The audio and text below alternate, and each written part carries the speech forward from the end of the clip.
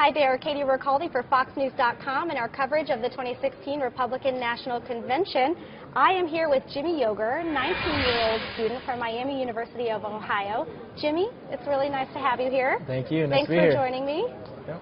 So you are 19 years old, so you're going to vote for the very first time in a very important state. I am. Are you excited about that? I'm very excited. I think it's probably the biggest election in recent history, so I'm excited to be part of it. And what do you say to people that say, I don't really care, I don't want to vote? You know, there's a lot of those people, especially being in college. There's a lot of people who, especially in this election, they don't like either. So, you know, they just sit back and leave it to other people.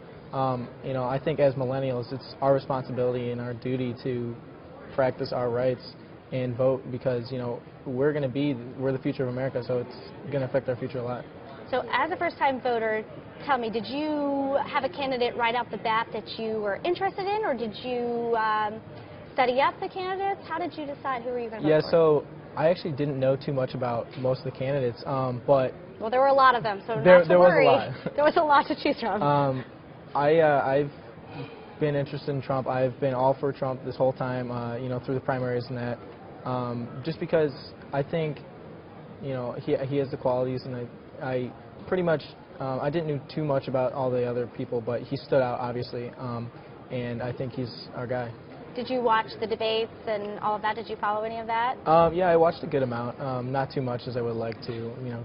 Yeah. But I watched a good amount. What do you say when your friends or people that you know say, well, Donald Trump is just, I mean, he says what's on his mind, it's a little harsh, it's a little brash, he scares me a little bit. I mean, do you hear that among your friends, or do you feel that a lot of people say, a lot of young people say, I love him?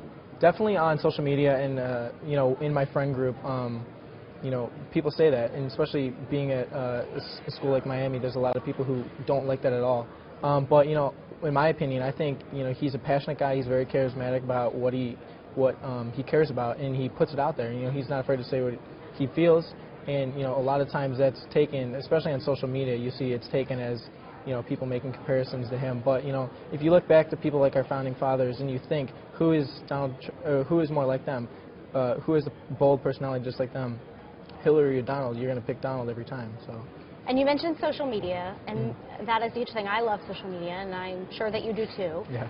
Do you find, in general, that the candidates, that when they are on social media, when they are interactive with the voters, especially with young people, that helps young people to want to get out there, want to vote, make them excited about an election? You know, honestly, a lot of the candidates are very active on social media, but I don't really see that affecting, you know, people getting off their couches and our age and leaving campus and going or filling out or making them do the absentee ballot kind of thing. You know, I think there's a lot of inertia that goes with that, and, you know, just social media isn't enough to overcome it. You know. How do you think we do that then? So as a young person, let's pretend I'm running for office and I really want your vote. Is there a way to do that, or do you really just focus on the issues? Yeah, so I think a lot of guys my age and people I'm around every day, we kind of think we have the view on the government, you know, as it doesn't really affect us too much, and, you know, it's this big thing that's bigger than ourselves that we don't really deal with. And as growing up as kids, you know, we always saw our parents dealing with it, so we haven't exactly come into that phase of being interested in it, at least a lot of the people I'm around. So I think if the candidates can find a way to access or appeal to us in more personal matters, like, you know, paying our car insurance and that kind of stuff, then that'll be the key to millennials.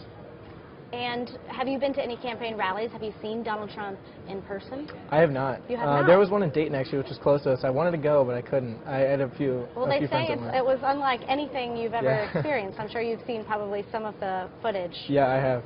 Yes. So why do you think that the millennial generation tends to just not care? I mean, you touched on that a little bit, but do you have friends in college that say, I just don't care?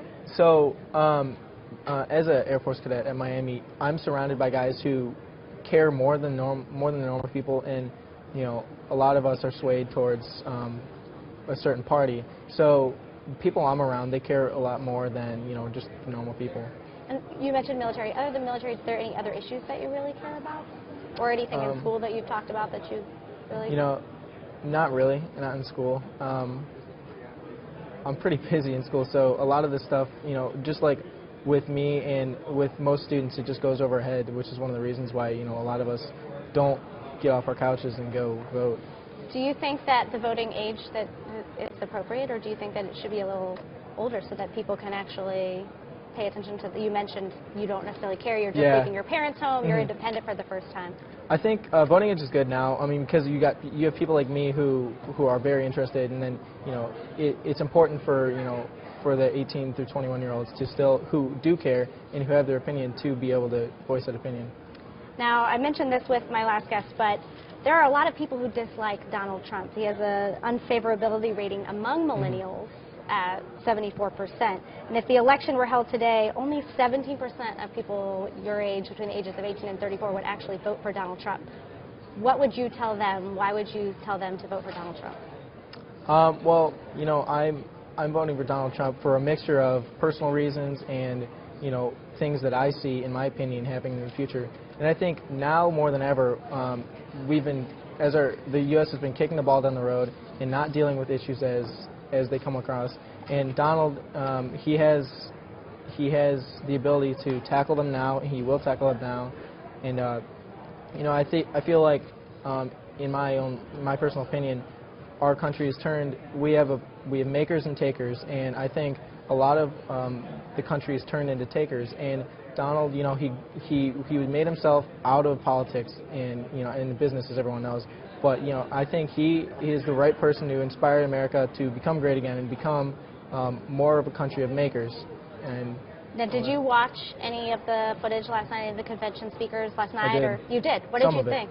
I thought Donald Trump Jr. did a very good job. I thought he hit on a lot of good points. I thought it was a great delivered speech. And that impressed you? It did impress me very much. So I have a question. So last night, Speaker Paul Ryan told convention goers that it was time to see this thing through, meaning we have selected our nominee, and it's time to bring the Republicans back to the White House. And then you had Chris Christie, who said that any Republican not working for Trump is working for Hillary Clinton, for the Clinton campaign. Do you think, as a whole, have you been disappointed as a young person to see that? Do you feel, first of all, that the Republican Party has been behind this nominee from the beginning, or what is your thought on that? So, growing up in a Republican family, and I paid attention to it a lot. But initially when Donald Trump, everyone was saying no way, this guy's not going to be the nominee. But look at him now. So initially, back when he was first announcing, I saw Donald Trump being against not only the Democratic Party, but the media and a lot of people in the Republican Party. But I think as this has progressed, especially recently, a lot of people have fallen in the line and have put their support behind Trump. And you appreciate that, or? I do. And how about, what about John Kasich? Did you like him at all? I know he's your former governor. There were certain issues with him that, I didn't like. Such Common Core, I wasn't too big of a fan of that. Yeah, as a student, yeah. Yeah. I mean, so Governor Kasich. That hit especially big with me as a student. It did? Okay. And he has very high favorability ratings here. He does. Yeah. He's a very liked man, very well-liked governor. Right. Excellent. So, anything else that you want to add?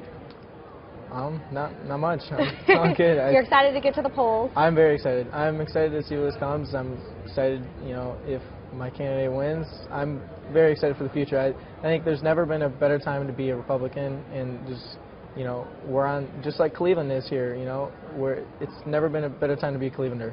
Never, yeah. Well, Ohio is a very important state, so you better turn out to vote, no matter whether you change your mind or you're not. It's a very important time to be out there. So thank you very much. Thank you. Jimmy, it's been a pleasure. Thank you.